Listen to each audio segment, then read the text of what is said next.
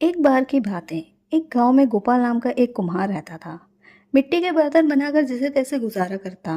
गोपाल मेहनती था, लेकिन उसकी किस्मत खराब और उसकी पत्नी अजी इतनी बेवकूफ की गधा भी तौबा करे।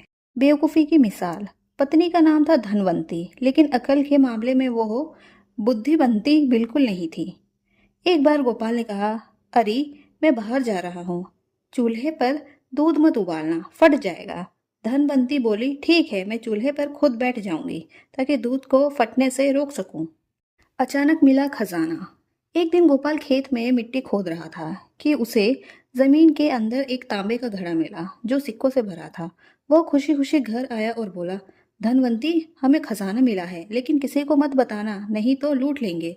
धनवंती आंखें फाड़कर बोली, सच में? तो क्या सबको झूठ बोलूं?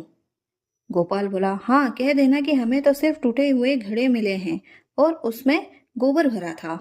धनवंती ने सिर हिलाया जैसे कि सब समझ गई हो। बेवकूफी क्या धमाका।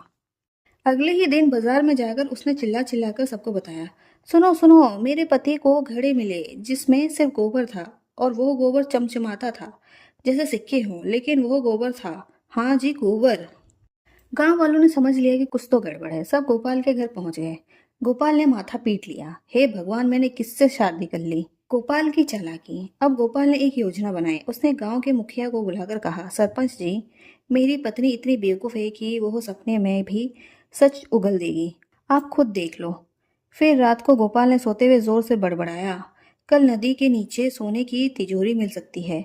धनवंती ने सुन लिया। अगले दिन वो दौड़ती हुई पूरे गांव में चिल्लाई, नदी में सोने की तिजोरी है, मेरे पति ने खुद सपने में देखा है। गांव वाले नदी पहुंचे, खुदाई की, और मिला क्या? मिट्टी और एक पुराना टूटा हुआ घड़ा।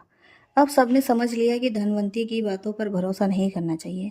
खजाना बच गया। सबका ध्यान नदी की खुदाई में लग गया और गोपाल चुपचाप असली खजाना दूसरे गांव ले गया। जमीन खरीदी और एक बर्तन की दुकान खोल ली। धनवंती आज भी कहती है, मेरी अकल से ही तो हमारा घर चला। गोपाल मुस्कुराता है और सोचता है, कभी कभी बेवकूफ़ी भी काम आ जाती है। सीख, अगर पत्नी बेवकूफ़ हो तो पति को चालाक होना ही पड़ता है, और कभी कभी बेवकूफ़ी ही दुनिया को बेवकूफ़ बना जाती है।